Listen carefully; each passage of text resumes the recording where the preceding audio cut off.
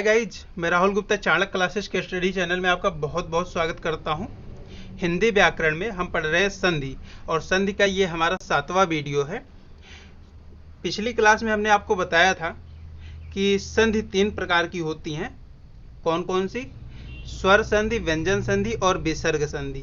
स्वर संधि को हमने पिछले क्लास में बहुत अच्छे से पढ़ा। अगर आपने हमारा पिछला वीडियो नहीं देखा है तो देख लीजिए, आपको बहुत अच्छे से समझ में आएगा। इस क्लास में हमें पढ़ना है व्यंजन संधि के बारे में। तो व्यंजन संधि शुरू करते हैं। व्यंजन संधि, व्यंजन संधि। अगर व्यंजन संधि के डेफिनेशन की बात करें, परिभाषा की बात करें, तो जहां किसी व्यंजन के बाद कोई स्वर या व्यंजन आए तो वहां कौन सी संधि होती है? वहां होती है व्यंजन संधि। व्यंजन को हल भी कहते हैं। तो व्यंजन संधि के कुल 7 नियम हैं।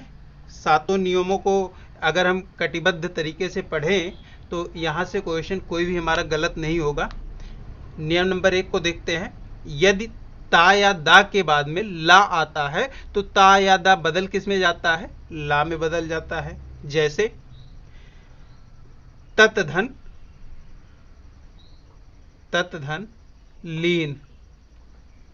अब देखिए, ता के बाद में क्या आया है? ला आया है। तो नियम नंबर 1 हमारा काम करेगा। तो ये कन्वर्ट किस में हो जाएगा? ता किस में कन्वर्ट हो जाएगा? ला में। ठीक, तो ला में कन्वर्ट हो जाएगा। तो बन क्या जाएगा यहाँ? ता आधा ला। देखिए, आधा ता है तो आधा ला बनेगा, आधा ला, और ला पे बड़ी की मात्रा ना। बाकी जस का तस हम जोड़ देते हैं। तो ये हो गया तल्लीन। ऐसे ही एक और एग्जांपल देखते हैं इसका। उत्धन लेख। फिर से आप देख सकते हैं, ता के बाद में क्या आया है? ला आया है। तो ये ता किस में कन्वर्ट हो जाएगा? ता कन्वर्ट हो जाएगा ला में। ठीक है, तो ये बन क्या जाएगा? उ आधा ला। देखिए, आधा ता है तो आधा ला हो गया, और ला पे एक ही मात्रा ख, उल्लेख।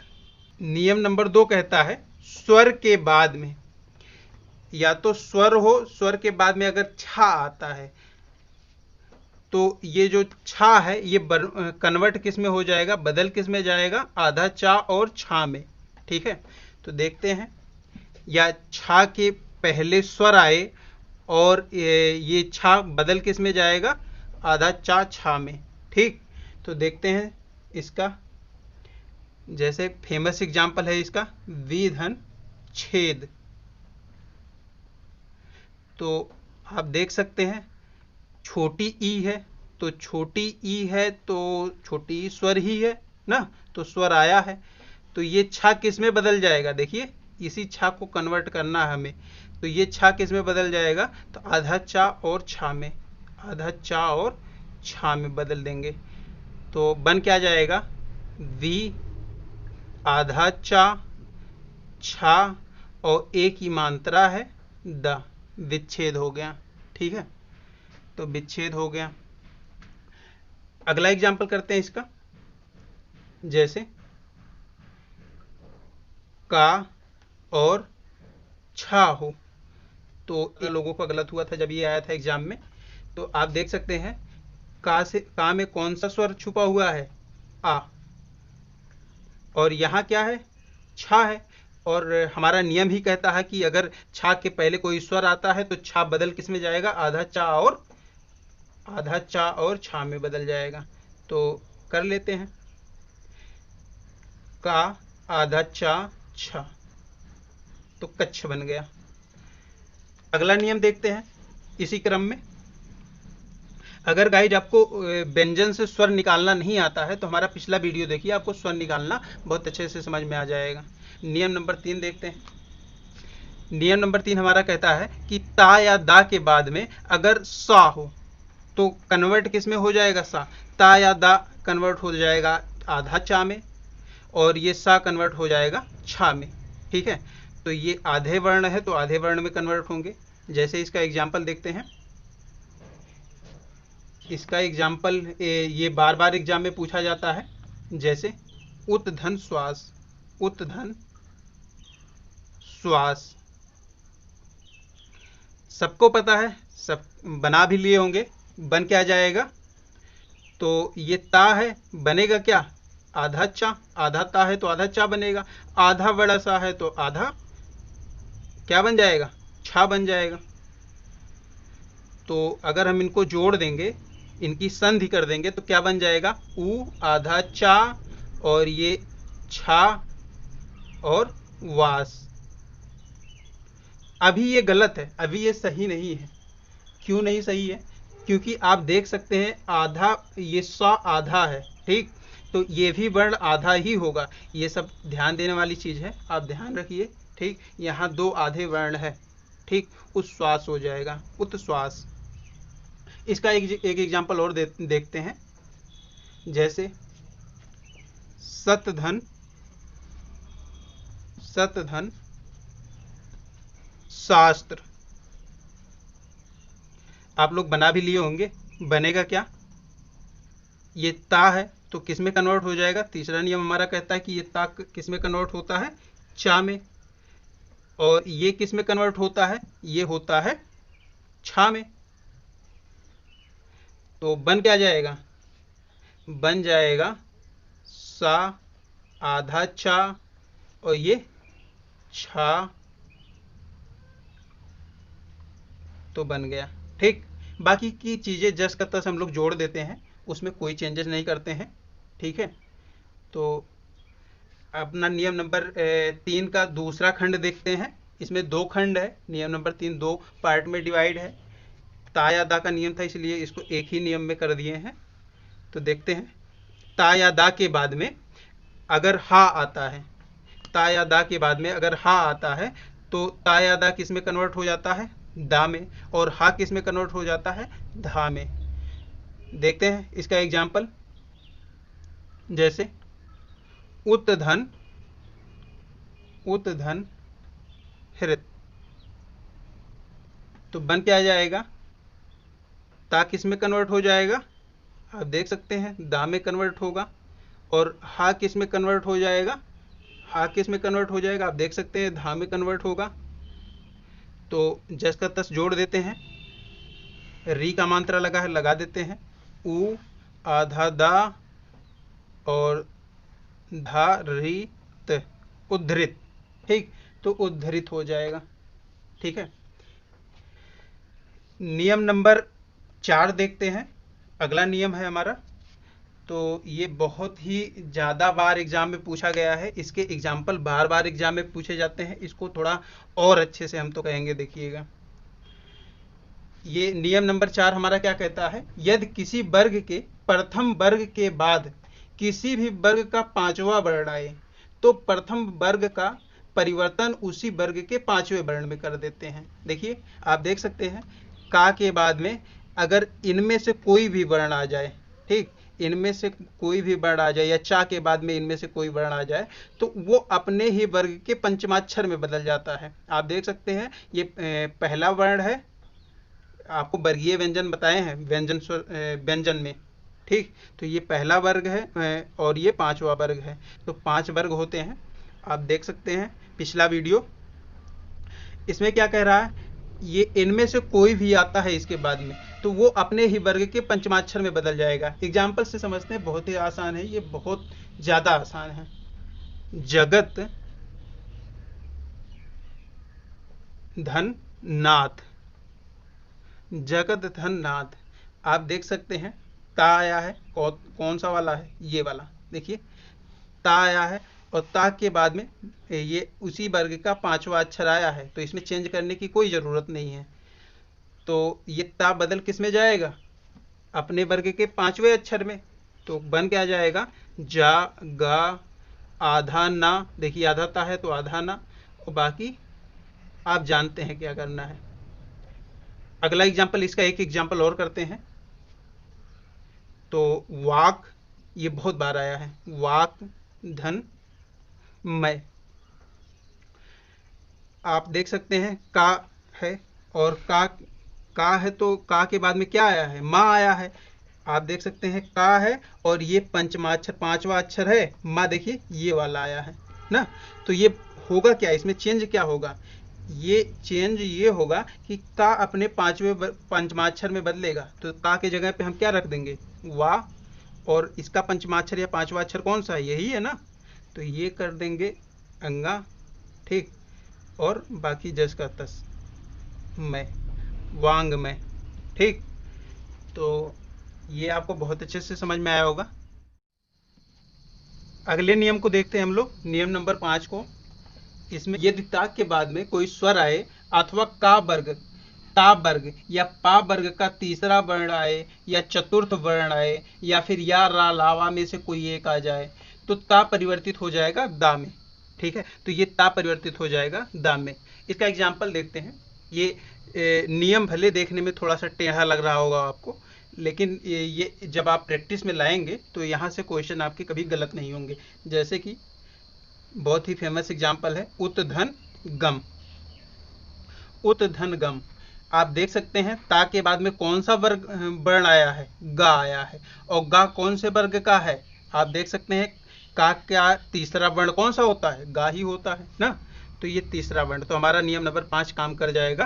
ता हम आगे नहीं देखेंगे, अगर हमारा पहले कहीं मिल जाता है तो हम आगे पूरा नियम थोड़ी चेक करने जाएंगे। तो ये ता परिवर्तित किस में हो जाएगा, दा में। तो इस ता के जगह पे हम लोग दा कर देंगे, बाकी जस का तस हम लोग लिख लेंगे। इसकी जगह पे दा लिख देते हैं हम लोग, तो बन क्या जाएगा ऊ, और ये ता की जगह पे दा, आधा है तो आधा कर लेंगे गम, तो उद्गम बन जाएगा। नियम नंबर 6 देखते हैं। नियम नंबर 6 क्या कहता है हमारा, नियम नंबर 6 कहता है यदि किसी वर्ग के प्रथम वर्ण के बाद में किसी भी वर्ग का तीसरा वर्ण आए, चौथा वर्ण आए, अथवा कोई स्वर आ जाए या फिर कोई अंतस्थ व्यंजन आ जाए या ऊष्म व्यंजन आ जाए, तो प्रथम वर्ग का परिवर्तन अपने ही वर्ग के तीसरे वर्ण में हो जाता है। देखिए, तो करते हैं, जैसे एग्जाम्पल इसका देखते हैं, बहुत अच्छे से समझ में आएगा।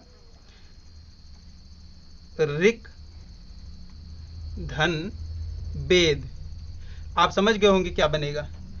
अब का है ना, का है और यही है, का के बाद में बा आया है, तो बा कहाँ है, का के बाद में बा आया है तो कहाँ होगा।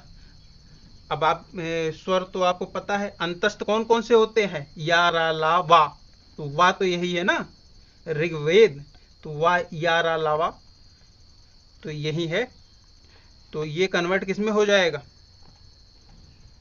ये कन्वर्ट हो जाएगा गा में, ठीक। तो गा आधा वर्ण हो जाएगा, तो बन क्या जाएगा, बन जाएगा ऋग वेद, तो ऋग्वेद बन जाएगा। अगला देखते हैं, इसका एक एग्जांपल और देख लेते हैं। जैसे वाक धन, इसको एरेज करके देखते हैं। वाक धन ईस है, तो क्या बन जाएगा, का परिवर्तित हो जाएगा किसमें, गा में, तो ये गा में परिवर्तित हो जाएगा ना। तो आप देख सकते हैं, बाकी जस का तस हम लोग जोड़ते आए हैं पहले भी, तो बन क्या जाएगा वा, और गा में बड़ी ई की मात्रा जोड़ेंगे तो क्या बन जाएगा, गा पे बड़ी की मात्रा सा, बन क्या जाएगा वागीस। नियम नंबर अगला देखते हैं, नियम नंबर 7 को। नियम नंबर 7 थोड़ा सा बड़ा है, इसके 4 खंड हैं, खंड का, खंड खा, खंड गा, खंड घा, तो आप देख सकते हैं 4 खंड है इसके। नियम नंबर 7 हमारा क्या कहता है, यदि ता या दा के बाद में चा या छा आए तो ता या दा के स्थान पर चा हो जाता है। नियम नंबर का खंड का हो गया हमारा। अगला खंड क्या कहता है हमारा, ये बोलता है ता या दा के बाद में जा या झा आए तो ता या दा के स्थान पे क्या हो जाता है, जा हो जाता है। खंड गा बोलता है हमारा ता या दा के बाद में टा या ठा आए तो ता या दा के स्थान पर टा हो जाता है।